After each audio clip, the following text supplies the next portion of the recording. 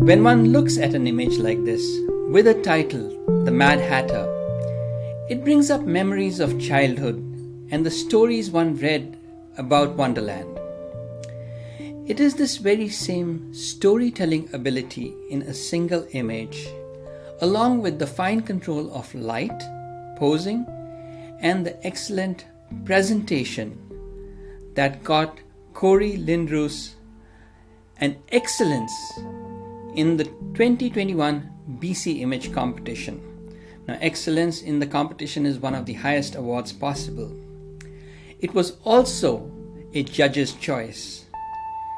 And then in 2022, it earned a merit in the national competition and was chosen as the best image entered in the child portrait category.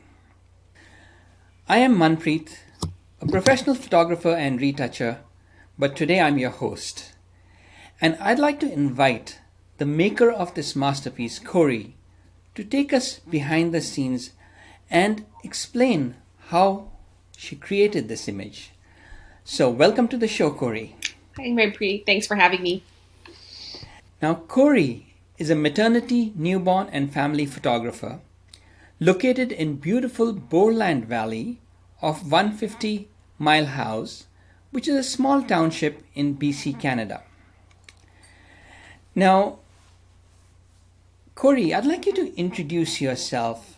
Who is the person behind the camera, and how did you come up with this concept? I know it was inspired by Alice in Wonderland, but how did you think of going for a theme like this? Well, it was interesting because I actually had no sort of concept of Alice in Wonderland in my mind when I started. I had seen a few images online with using that similar style of neck collar, and I really liked it. So I decided that I wanted to create an image using the neck collar. So my studio is located on my property, so I was able to just on a whim quickly grab a kid, and which is my youngest daughter, and we quickly threw some curls in her hair, and we went up to the studio. I made the neck collar. I followed a YouTube video, and so we created that, and I have a small studio wardrobe that I have on hand all the time. And so it was just a very cheap, I think it was a turtleneck or a crew collar shirt that I got off Amazon for $10. Put that on her. And so then once we kind of got that going, that's when I wasn't super happy with how it was looking. So my daughter suggested that she wanted to wear this top hat, which I also had on hand. I quite often will pick up props from Value Village right around Halloween. So anyway, we put that on her, and it just, the whole concept just sort of grew organically, starting from the neck collar. And that's how we turned it into the Mad Hatter. Interesting. Well, we missed the first part of the question. Oh, right. Who is Corrie, and how did you get interested in photography? Tell us a little bit about your background. Okay. I'm one of those photographers that I had zero idea that this is where I was going to land. It was never like a childhood dream of mine. I was actually going to become a equestrian. I rode horses as a young girl, and that was all that I wanted to do. So anyway, as we all know, life kind of changes directions on us. And I ended up, I was a makeup artist in the film industry.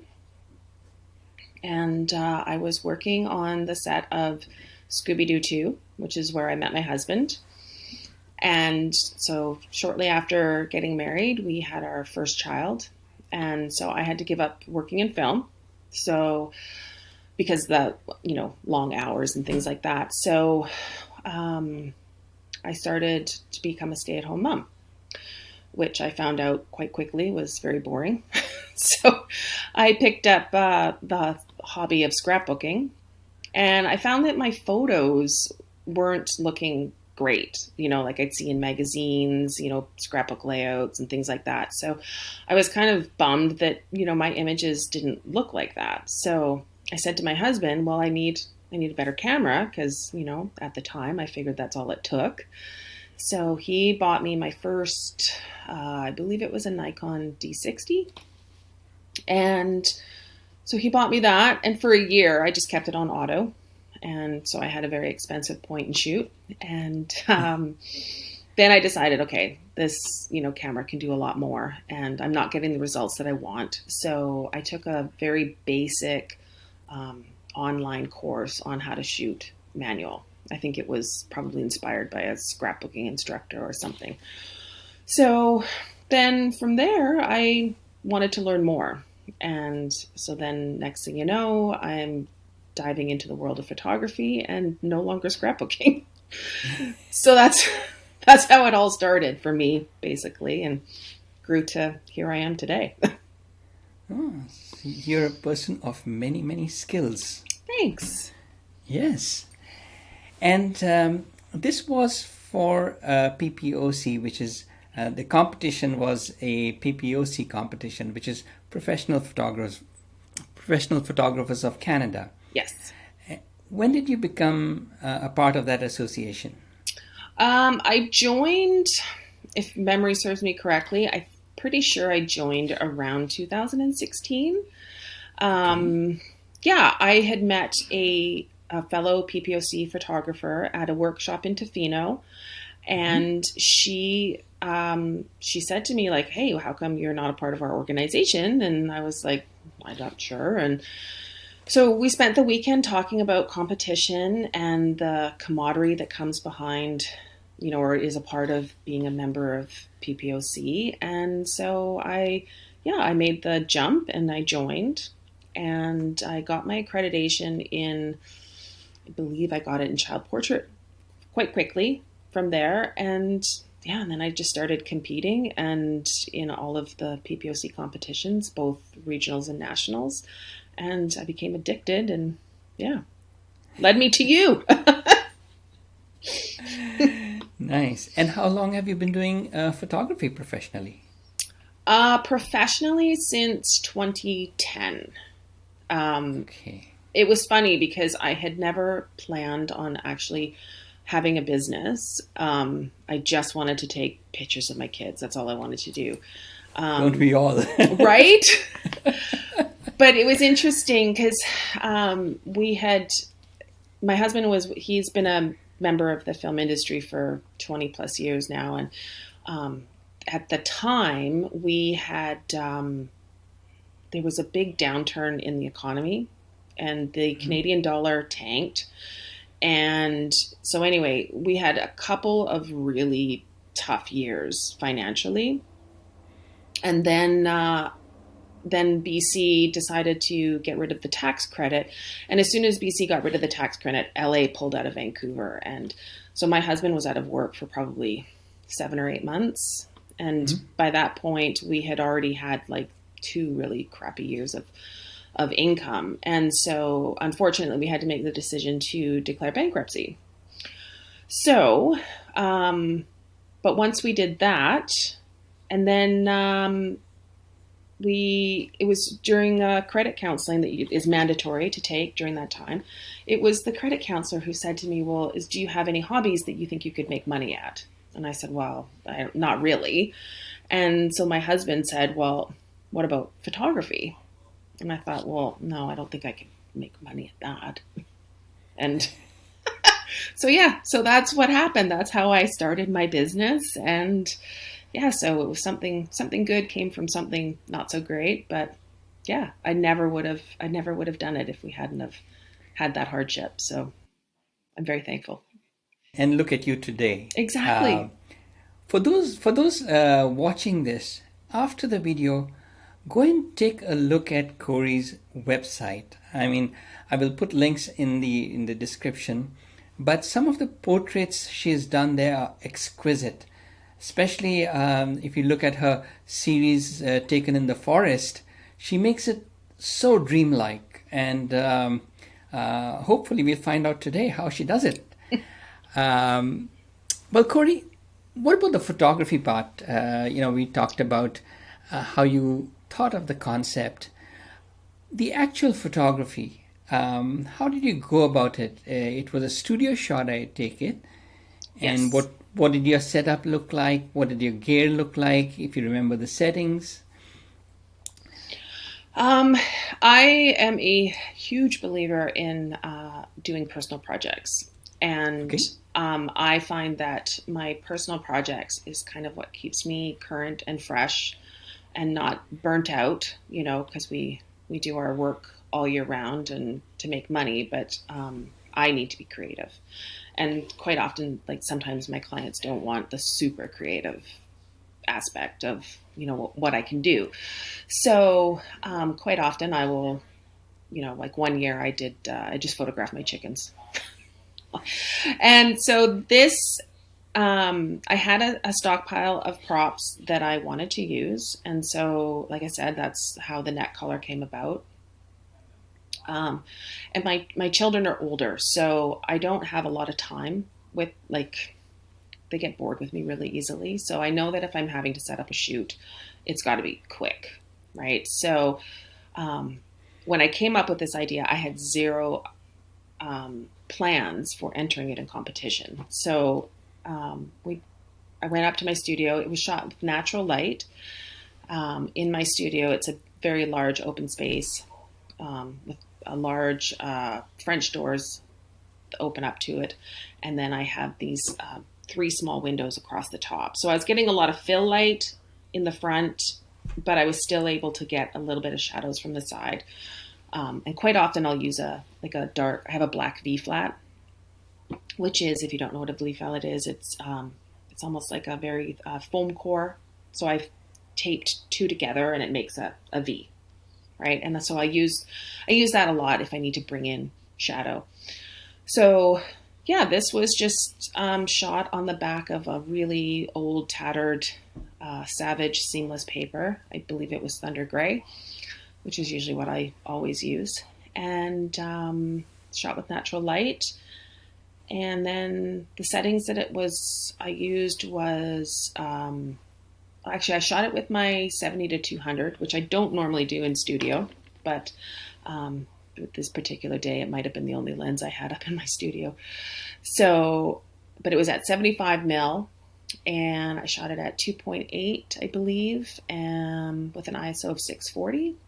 I think I might be one of the only photographers out there, but I love having a little bit of noise in my images. So I will shoot at a little bit of higher ISO because I just like that kind of softer feel to my images. And I especially like it when I'm shooting children, rather than having, everything be tack sharp. And so, yeah, and we just, I ran several setups with her, and I think this might have been one of the last looks that we did. And so she was kind of done by this point, which is her expression. So yeah, and I kind of lucked out. I did, when I first started shooting it though, and I will show you like my before photo, but I wasn't super happy with, I felt that the contrast was too high. And so I almost abandoned the project because of it. So it wasn't until later that I thought, oh, maybe if I turn it into a black and white, I might actually like it more. So, Yeah. but that's... Well, I don't know how much of film you did, but earlier in the film days, especially with black and white film, photographers used to, change their exposure and their processing time just to enhance the grains that the film had to show. Yes. Especially for monochrome. But you said you shot this with a 70-200, but you don't usually use the 70-200. No. What is your go-to lens for a portrait? My favorite lens in studio is my 50 millimeter. Okay. Yeah. It's 50. I think it's a 1.8 because I'm cheap. Nice. No, that's a beautiful lens. Yeah, and I love And it because it's my workhorse, and it's not an expensive lens, and I think I kind of feel like it's an undervalued lens. Like most people, want the bigger, either the 85s or the 70 to 200s, but I love my little nifty 50.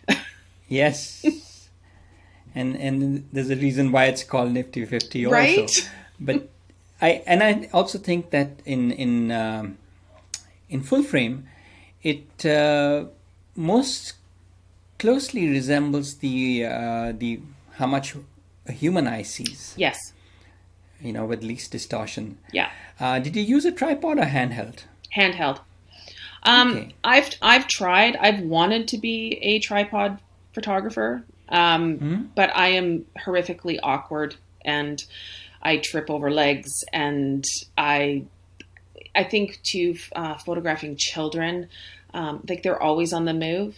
So Yeah. I find that it doesn't really work with my style because I'm having to move with them. So Yeah. I find that tripods definitely kind of limit me. So Well, with today's cameras and all the stabilization we have in cameras and lenses, I think we live in good times. which is a good thing because I'm one of those photographers that Yes. struggles to get focus. So, was this the only image you shot, or did you shoot a number of different ones and choose this one? I shot a number of different ones.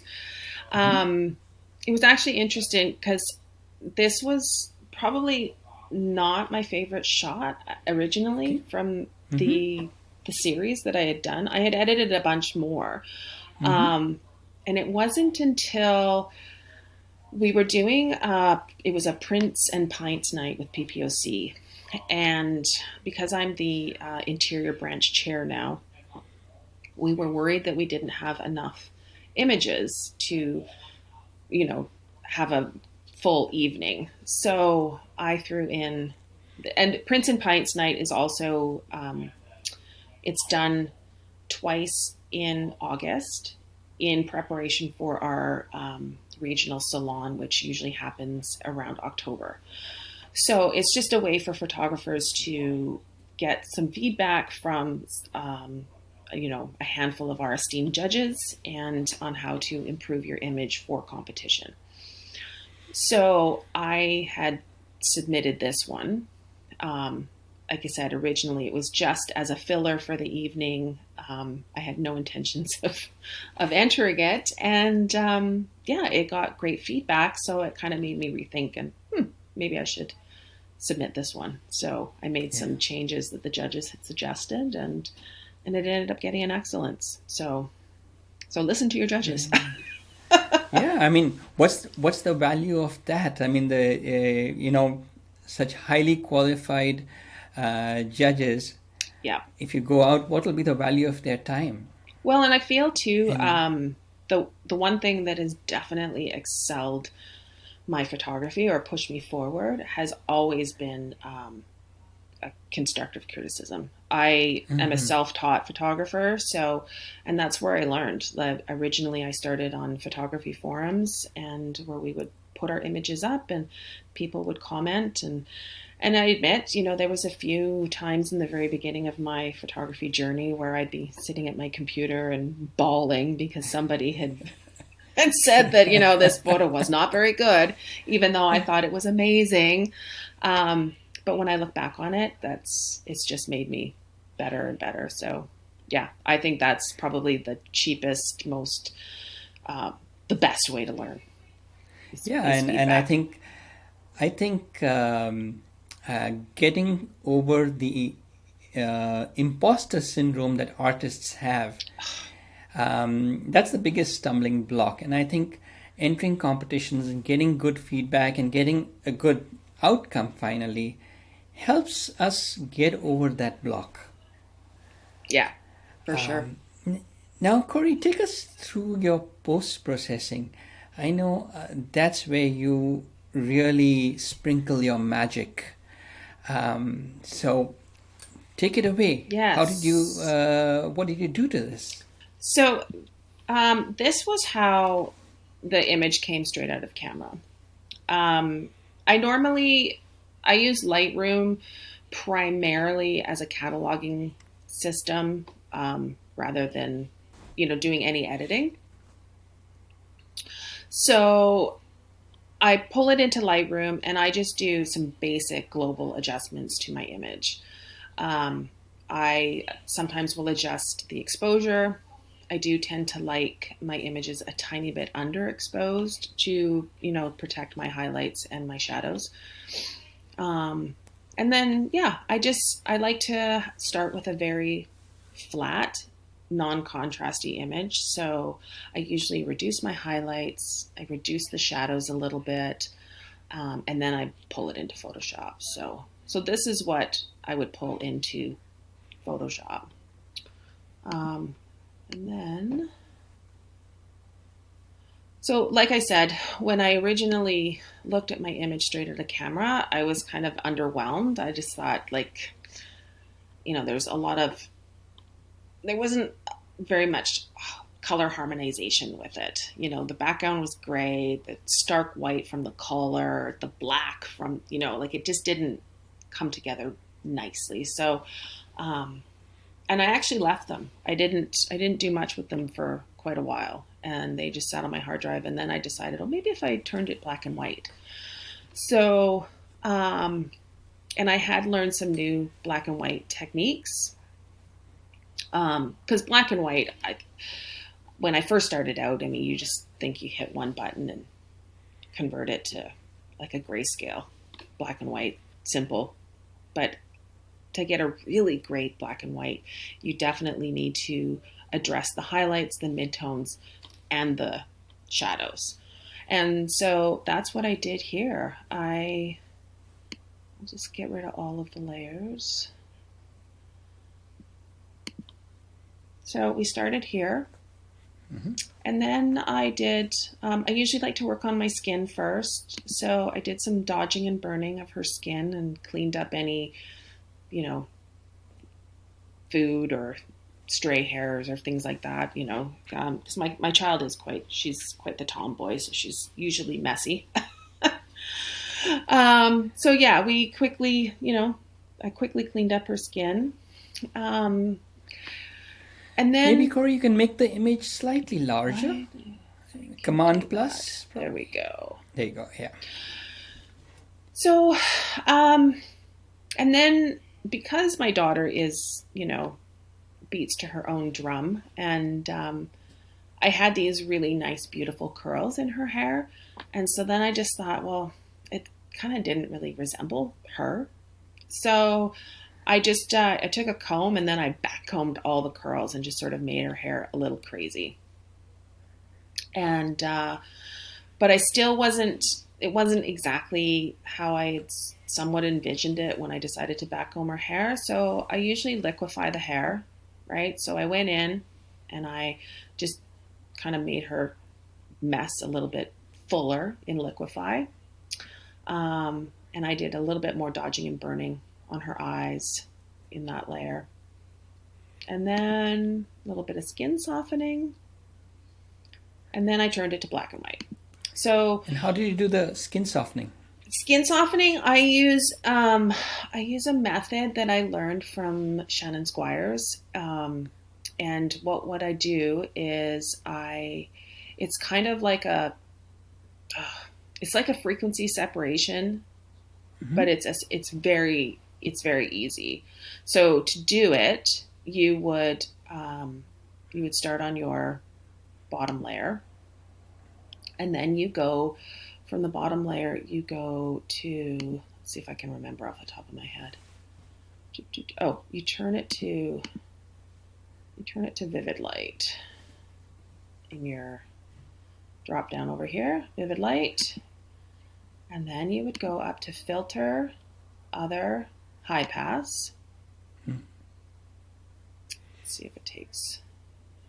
And so this is the layer that's going to give you, this one gives you, I believe it's the blur. Texture. I think this one's the blur. The texture, I think, is the Okay. next one. Okay. So then I just, get it to where I like how the skin is looking. Like I keep an eye on the shadows and the big, like any blotchiness. And I just keep increasing my pixels until the blotchiness disappears. Now, this probably Okay. might not be working fully because it's Yeah. not in the level that I normally do it in. But then you press OK. Mm-hmm.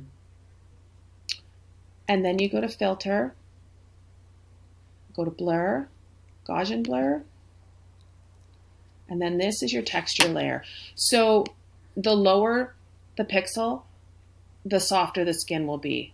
The higher you Okay. bring it up, the more texture will be. I generally like to kind of sit around like a 1.5, 1.8, but I do Mm-hmm. this, I do it different for every image. So it really depends on what you're looking for. And so, yeah, and then you press OK, and then I mask it.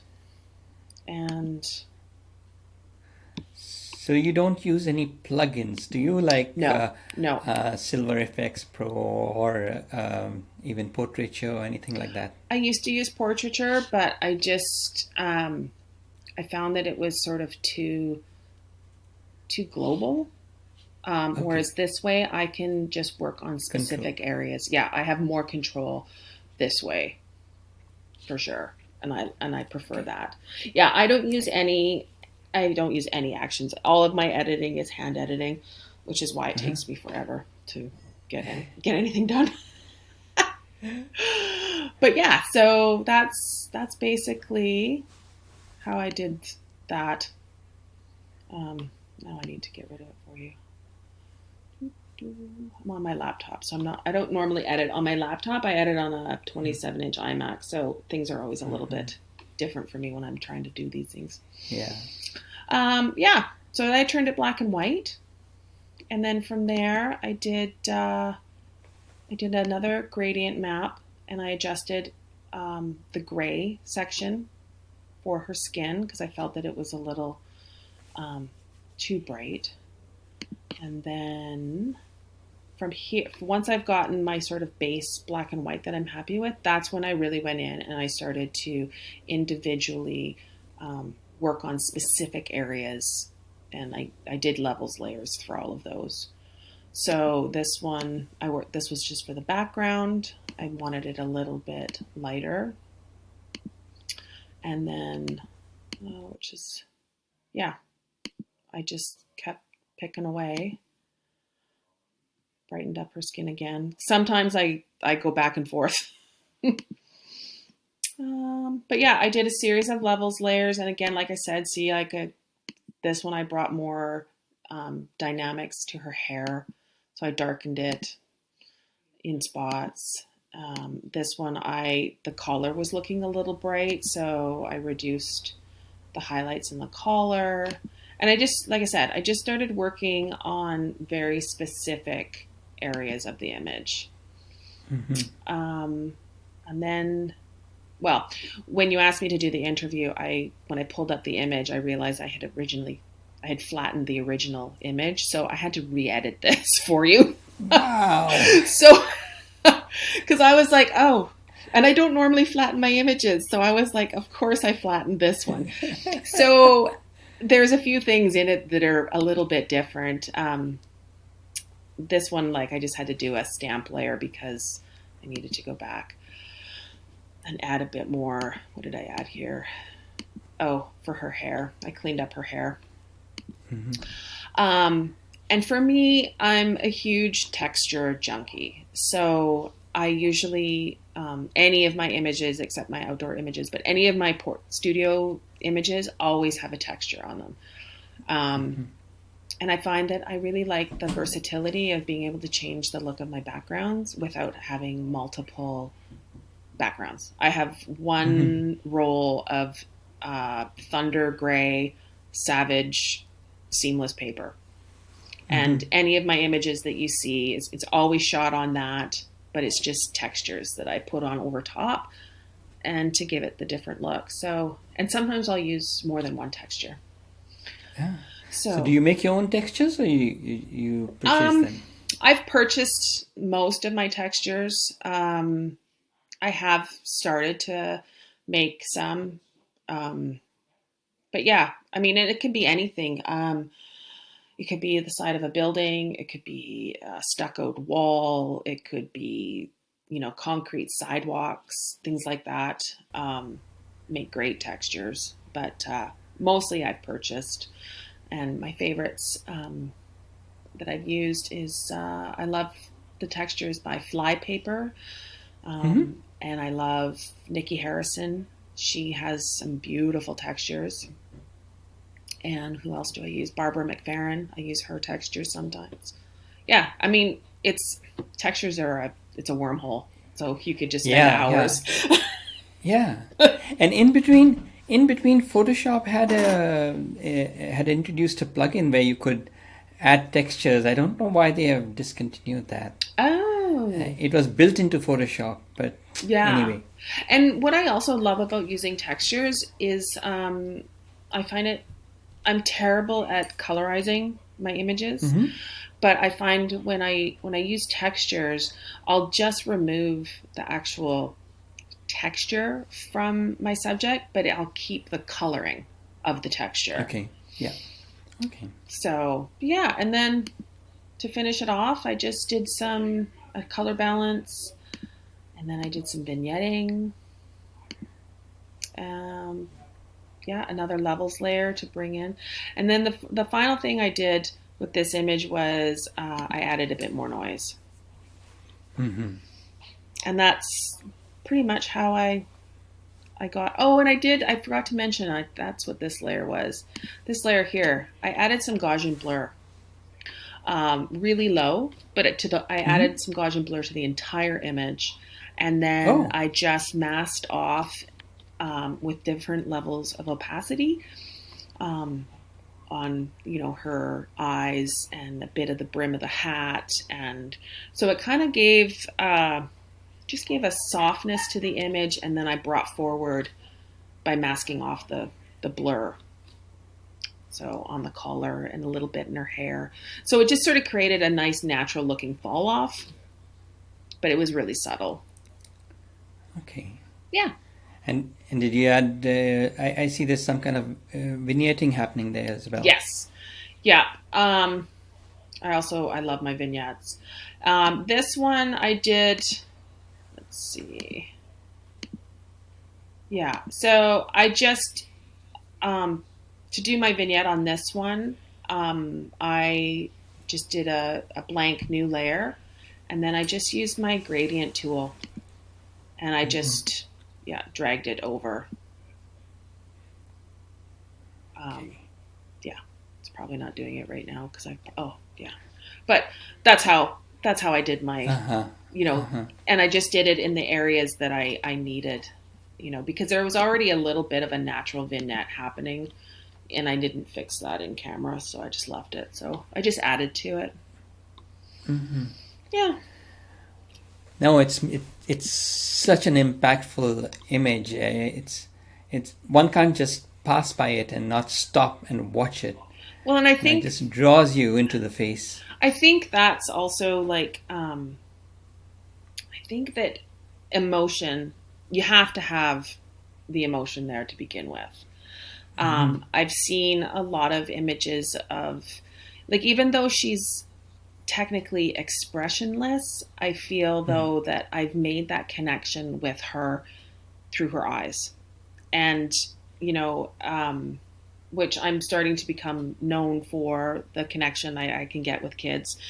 Um, where, yeah, so even though, like I said, she appears to be expressionless, but, her eyes they're pulling you in. There's a story behind them. Yes. And what would you advise somebody who's wanting to get expressions into their portraits? What would you tell them is the best way to learn how to do that? Um, I think the first thing that you need to do, especially with children, is I don't go into any session treating a child as a child. Because I feel like I can connect with them a lot faster when I treat them more like an individual, right? I think as adults, I think we, and maybe not intentionally, but I feel like we talk down to children a lot. And because we treat them like children, we're not really hearing what they're having to say. So I go into my sessions and I usually like talk to any one of my subjects like I would talk to my girlfriend.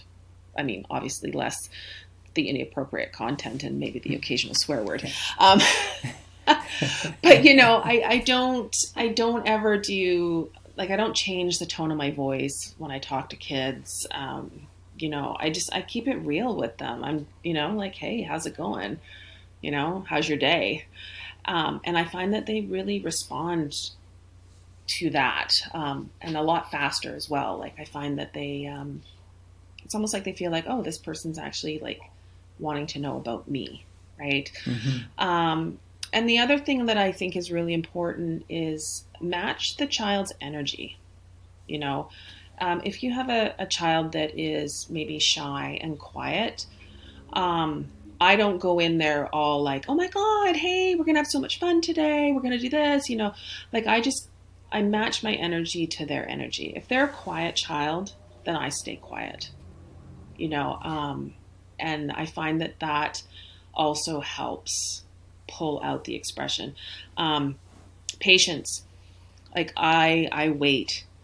I don't remove the camera from my face. I'm constantly talking to them with it. And I just watch for those. It's a very small microsecond, but they'll show you who they truly are. But you gotta watch and you gotta wait. So yeah, that would be my That's tip. such a good point. That is such a good point. Now, I know I met you a couple of weeks back. You were lecturing or teaching at the photography conference in Parksville. Yes.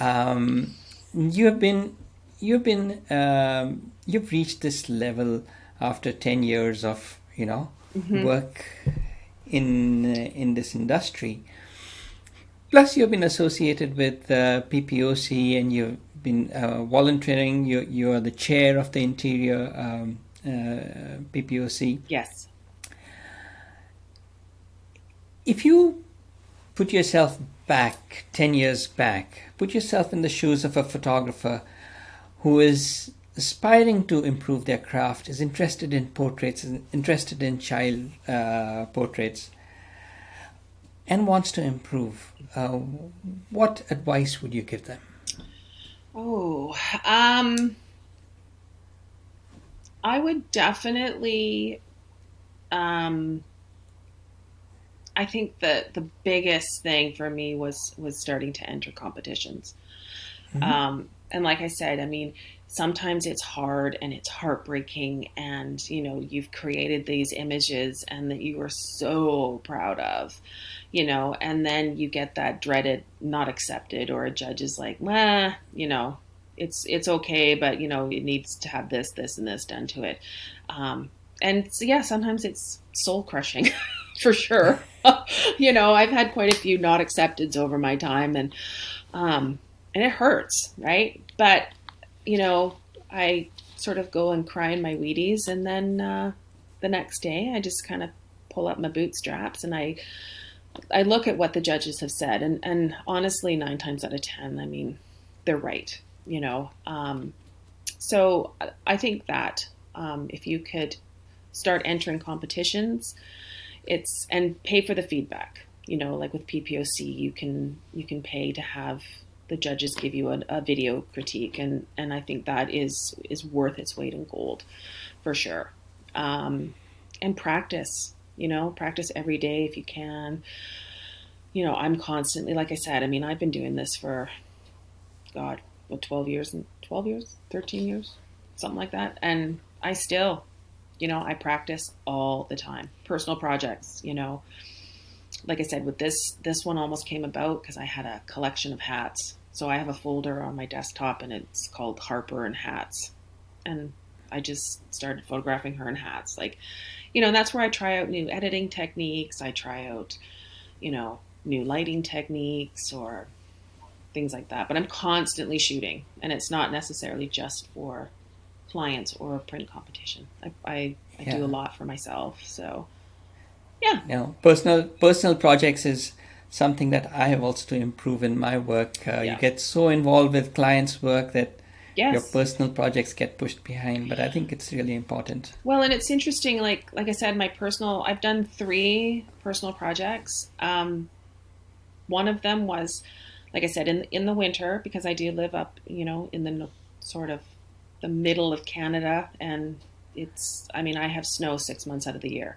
So I don't have a lot of outdoor time. And because my studio is, I'm still renovating it. It's been 4 years, but it doesn't have heat. So I don't do a lot of client work in the winter. And that's when I can do my personal projects. So the first year that I was up there, I was bored from not being able to photograph anything. So my daughter and we started photographing my chickens. And actually, one of them, I entered it in competition, and we had done one of the chickens on a doll-sized bed, and I sort of made it look like she was Princess in the Pea, except we did an egg. And I mean, it was runner-up in the animal category for nationals. But again, that was just to keep me from going crazy. But I got a lot of work from that because people started seeing the chickens, and I put one out every day, you know. So my daughter and we came up with a concept every day, and we would photograph these birds, and like it just became a fun thing. But next thing you know, I'm getting clients from it because people were like, "This is that girl I told you about. That she's photographing chickens." So they went from looking at the chickens, they went to my website and saw my client work, and then you know, so.